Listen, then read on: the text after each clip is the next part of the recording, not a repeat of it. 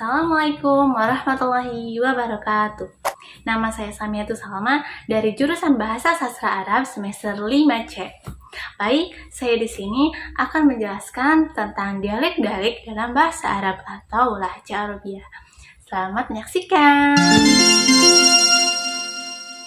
Baik teman-teman, sebelum kita mengetahui macam-macam dialek, perlu diketahui lebih dulu pengertian dan sejarah dialek tersebut. Lahjah atau dialek secara etimologi berarti sesuatu yang digemari dan dibiasakan. Ia merupakan bahasa manusia yang menjadi karakter dan dibiasakannya. Adapun menurut terminologi, dialek adalah cara pemakaian bahasa yang berbeda dengan cara-cara lainnya di dalam satu bahasa karena masing-masing memiliki ciri-ciri kebahasaan yang khusus dan tiap-tiap cara ini bersama-sama atau bersekutu dalam membentuk ciri-ciri kebahasaan yang bersifat umum. Kemunculan berbagai macam dialek dalam satu bahasa disebabkan karena tersebar dan terpakainya bahasa tersebut secara luas. Selain itu, faktor politik, sosial, letak geografis, dan kebudayaan pun ikut berperan dalam kemunculan dialek-dialek.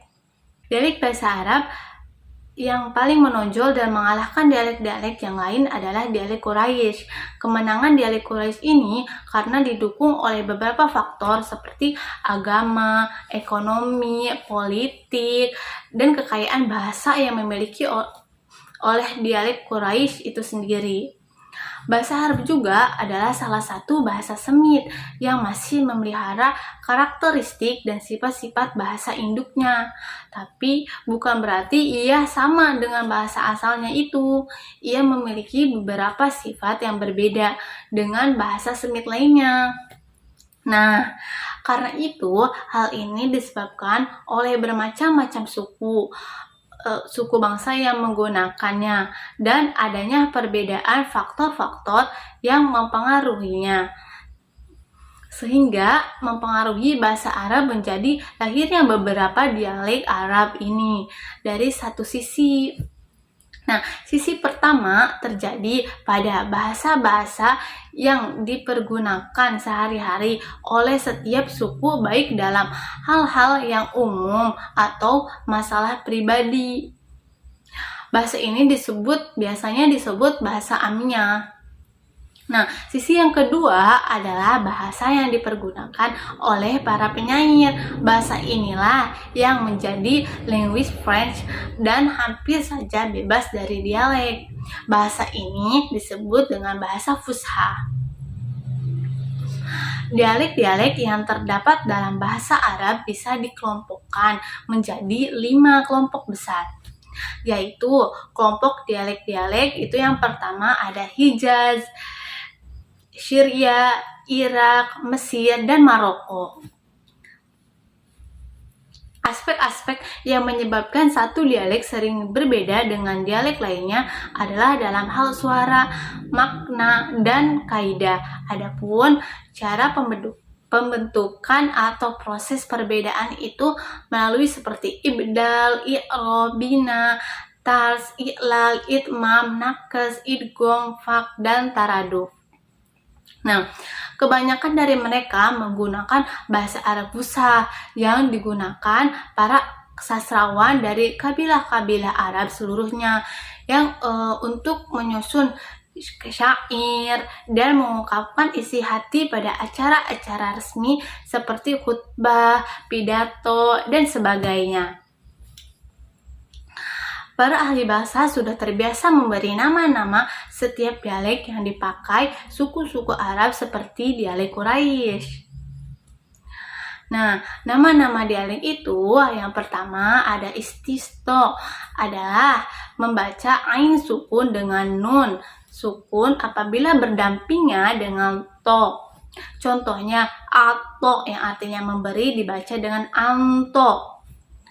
Yang kedua ada taltalah. Apa itu taltalah? Taltalah itu gejala bahasa untuk mengkasrohkan huruf mudhoro'ah. Contohnya ana ya'lamu, nahnu ni'lamu, anta ti'lamu, dan sebagainya. Yang ketiga, ada shanshana. Istilah ini dinisbatkan kepada dialek Yaman. Shanshana itu fenomena pengganti kaf dengan shin. Sebagian orang Yaman ketika di Arafah ada yang mengatakan Allahumma la bisa. Maksudnya adalah Allahumma la baik. Yang keempat ada tamtama.